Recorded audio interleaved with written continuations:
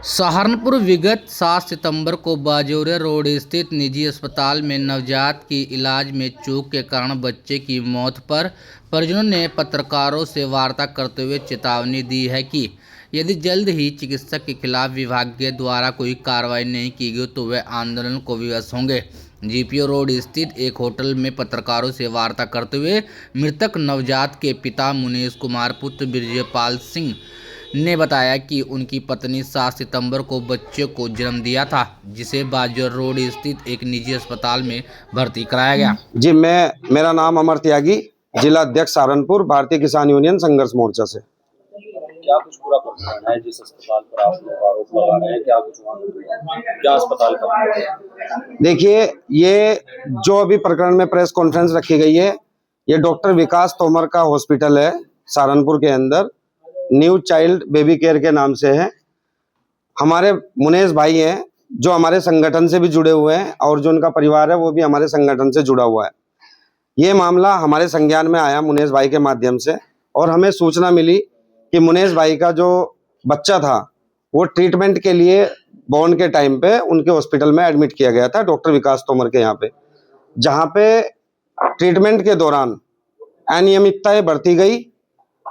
Proper तरीके से जो ट्रीटमेंट का जो प्रोसीजर है वो फॉलो नहीं किया गया, जिसके चलते मुनेश भाई के बच्चे को अपनी जान गंवानी पड़ी, जिसकी वजह से डॉक्टर विकास तोमर और उनका जो पूरा स्टाफ है वो हत्या का दोषी माना जाता है। जिसके लिए हमने सीएमओ साहब को ज्ञापन के माध्यम से इसके बारे में अवगत कराया। सीएमओ साहब ने हमें बार बार मिलने के बाद हमें टीम गठित की कि हम इसकी जांच कराएंगे, लेकिन उनकी बनाई गई जांच समिति के द्वारा या जो उनके द्वारा जो रिपोर्ट पेश की गई, मुनेश भाई और हमारा संगठन उससे सहमति नहीं जताता है और ना ही हम उनकी कार्रवाई से संतुष्ट हैं। आज इस प्रेस कॉन्फ्रेंस के माध्यम से हम ये बात बताना चाहते हैं कि यदि सीएमओ साहब ने समय रहते हुए डॉक्टर विकास तोमर के ऊपर और उसके जो स्टाफ, जो इलीगल स्टाफ वहां पे काम कर रहा है, जो बच्चों की जान लेने का काम कर रहा है, उनके ऊपर अगर कानूनी कार्रवाई नहीं की जाती और उनका लाइसेंस, जो डॉक्टर का लाइसेंस उनको दिया हुआ है, वो पूरी जिंदगी के लिए निरस्त नहीं किया जाता है ताकि वो आगे चल के किसी भी बच्चे की जान ना ले सके। अगर इस पे ऊपर कार्रवाई नहीं होती है तो हमारा संगठन मुनेश भाई के साथ कंधे से कंधा मिला के खड़ा है और हम सीएमओ ऑफिस के सामने धरना देने से भी पीछे नहीं हटेंगे, चाहे हमें इसमें जो है रात दिन एक करनी पड़ जाए। मुनीश कुमार है। मुनीश जी, क्या कुछ पूरा मामला है? कौन सा हॉस्पिटल है जहाँ पर लापरवाही की घटना आपके बच्चे की? ये मामला जो है डॉक्टर विकास तोमर के हॉस्पिटल का मामला है। मेरा बच्चा एडमिट हुआ था यहाँ पे जो है 7 सितंबर 2025 को जो है, और 9 तारीख को जब मैंने अपने बच्चे के इलाज के बारे में पूछा कि मेरे बच्चे को क्या इलाज दिया जा रहा है, तो मुझे बच्चे की जानकारी ने बता के मेरे साथ बहस करने लगे जो है कि तू ज़्यादा बड़ा डॉक्टर है क्या, कि तुझे हम बताना जरूरी नहीं समझते। और मैंने इसके बाद डीएम साहब को कंप्लेन करी फ़ोन पे ही जो है, और उसके बाद ही मेरे बच्चे को जो जिस कंडीशन में मेरा बच्चा था, जो डॉक्टर ने खुद अपने पर्चे पर लिखा हुआ है कि बच्चे को जो रेस्पिरेटरी डिस्ट्रेस था, इन्फेक्शन था, बच्चा जो सांस लेने में तकलीफ थी, उस दौरान ही WHO की गाइडलाइन, IPA की गाइडलाइन और जो नेशनल मेडिकल काउंसिल की गाइडलाइन है का वॉयलेशन करके बच्चे को इतनी सीरियस कंडीशन में जो है इंजेक्शन दे दिए। और इंजेक्शन देने के बाद जब बच्चे की हालत बिगड़ती देखी तो झूठ बोल के कह दे कि तुम्हारा बच्चा ठीक है, इसको घर ले जाओ।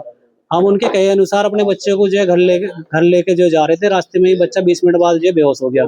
हम आनंद फानन में जो है डॉक्टर राजेश शर्मा के यहाँ लेके पहुंचे बच्चे को जो है। डॉक्टर साहब ने कहा कि भाई आपका बच्चा तो लगभग जा चुका है, इसमें कुछ नहीं बचा जो है, कि इसको तो मतलब स्ट्रोक वगैरह, एनाफिलेक्टिक स्ट्रोक टाइप से उन्होंने बहुत सारी चीज़ें बताई कि बच्चे में कुछ नहीं बचा जो है। 2 दिन हॉस्पिटल में रखा और उसके बाद जो है बच्चा मरा हुआ निकला वहाँ से, उनके यहाँ से जो है। तो अब ये देखिए, जब हमने जांच कराई इसमें हमें पता लगा कि पूरा हॉस्पिटल ही इलीगल है। वो ना तो उनके पास ARB से क्लियरेंस था, सेफ्टी क्लियरेंस जो होना चाहिए, अगर कोई डायग्नोस्टिक सेंटर उस वाले बेसमेंट में चल रहा है तो वहाँ से जो है एक ARB की गाइडलाइंस के अकॉर्डिंग एक NOC जारी होती है, वो नहीं थी उनके पास। फायर सेफ्टी का लाइसेंस नहीं था उनके पास। नेशनल बिल्डिंग कोड की एक गाइडलाइन है कि बेसमेंट में हॉस्पिटल नहीं चलाया जाएगा, उसका क्लियर कट वॉयलेशन था जो है। तो ये सारी चीज़ें जब हमें पता लगी और हमने CMO साहब को भी अवगत कराया कि भाई इस डॉक्टर के ऊपर कार्रवाई करें, तो डॉक्टर साहब ने कार्रवाई न करके जो उन्होंने आवेदन दिया था कि भाई मैं अपना लाइसेंस कैंसिल करा रहा हूँ, आखिर रिपोर्ट में वो चिपका दिया जो है डॉक्टर साहब को जो है बचाने के लिए जो है। और हम लगातार अपने बच्चे के डॉक्यूमेंट्स मांग रहे हैं कि भाई उनको जो हमारे बच्चे के डॉक्यूमेंट्स दिया, 40 दिन हो गए जो है, लेकिन नोटिस भी भेजा तब भी नहीं दिया उन्होंने जो है। और उनके स्टाफ का जो रिकॉर्ड है कि भाई इन्होंने कौन कौन सी डिग्री कर रखी है वो सब सार्वजनिक की जाए, मैं बार बार ये मांग कर रहे हैं, वो भी नहीं करी उन्होंने जो है। तो ये सारी चीज़ें पता लग रहा है कि पूरा का पूरा हॉस्पिटल इलीगल था, अनट्रेन्ड स्टाफ था और रंजिशबाजी में जो है बच्चे को गलत इंजेक्शन देकर जो है मरने के लिए बाहर छोड़ दिया उन्होंने। जो है शिकायत करी, शिकायत के बाद कोई जो है सुनवाई नहीं हो रही हमारी कहीं भी। जो है अभी आप बता रहे हैं कि जांच चल रही है, लेकिन सीएमओ के द्वारा जो है ट्रांसफर कर दिया है पूरा हॉस्पिटल, कहाँ ट्रांसफर किया है? इसकी हमें जैसे जानकारी मिली, हम पूरी तरह श्योर नहीं है। अनुज सैनी है कोई पेडियाट्रिशियन जो है वेगवती हॉस्पिटल के नाम से है, कोई बाजूरिया रोड पे जो है, वहाँ पे जो है उन्होंने ट्रांसफर किया। लेकिन जो नियम है वो नियम ये कह रहे हैं कि जब किसी पे कोई जांच चल रही है हॉस्पिटल में, जांच के बीच में कोई भी हॉस्पिटल ट्रांसफर नहीं किया जाएगा। जो है लेकिन सीएमओ साहब ने ऐसा कौन सा आदेश दिया उनको जो अप्रूवल का कि भाई जो है उनको आदेश जो है दे दिया कि वहाँ से अपने सारा जो शिफ्ट कर दे हॉस्पिटल को जांच के बीच में। जो है डॉक्टर और कुछ विभागीय अधिकारियों पे आप आरोप लगा रहे हैं मेरी वजह से, क्या आपको ऐसा क्यों लगता है? बिल्कुल लग रहा है। अब ये देखिए कि हम जो है कि भाई हमने कंप्लेंट डाली, कंप्लेन के बाद में आपने हमारे बच्चे के रिकॉर्ड हमें उपलब्ध नहीं कराए, और जो उनके ऊपर जो मानकों के जो ये वायलेशन हो रहा था उन पर जो कार्रवाई होनी चाहिए, तो हॉस्पिटल सीज होना चाहिए था, आपने वो कार्रवाई नहीं करी।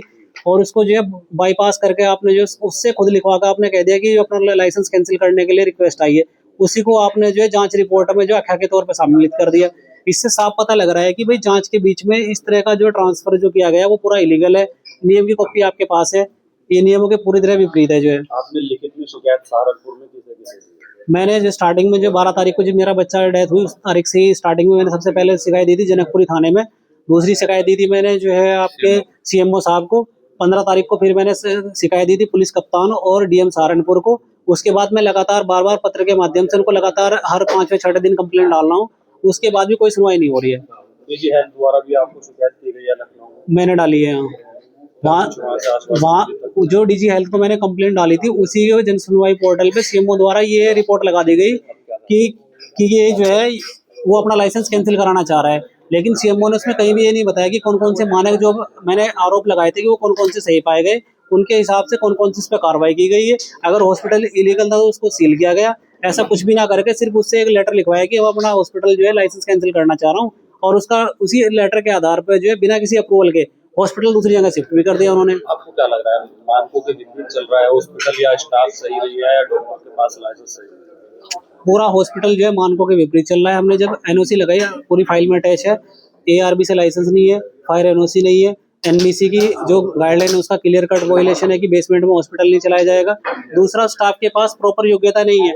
एनआईसी यूनिट और पीआईसी यूनिट दोनों अलग अलग होती है, उन्होंने एक जगह चला रखी थी वो। और दूसरी बात है कि उनका जो स्टाफ है पूरा अनट्रेंड है। हमने सीसीटीवी फुटेज की मांग करी कि भाई अगर हमारी बात झूठ हो तो आप सीसीटीवी फुटेज से चेक करो। वहाँ पे जो सफाई करने वाली वही बच्चों को दूध पिला रही थी। जब हमने इसको ये बात भी हमने कंप्लेंट में डाली तो इसके भी जो है ना सीसीटीवी फुटेज हटवा दी वहाँ से। जो है एनएमसी की क्लियर कट गाइडलाइन है कि 30 दिन की जो है सीसीटीवी फुटेज स्टोरेज की जाएगी। पुलिस के द्वारा में बताया गया है कि अस्पताल की जो है 7 दिन की गाइडलाइन है। क्या रणनीति रहेगी और किस तरह की कार्रवाई आप चाहते हैं? हम यही चाह रहे हैं कि भाई जो है डॉक्टर के ऊपर जो है इसका हॉस्पिटल सील किया जाए, इसका लाइसेंस कैंसिल किया जाए पूरी तरीके से। जो है आगे किसी बच्चे के साथ ऐसा ना कर पाए। जो है और सीएमओ इसमें जो है क्लियर कट जो है पक्ष ना करे, बिल्कुल जो साफ जो जैसा दिखाई दे रहा है। जो अब हम आगे जो है हाई कोर्ट का रुख करेंगे। जो है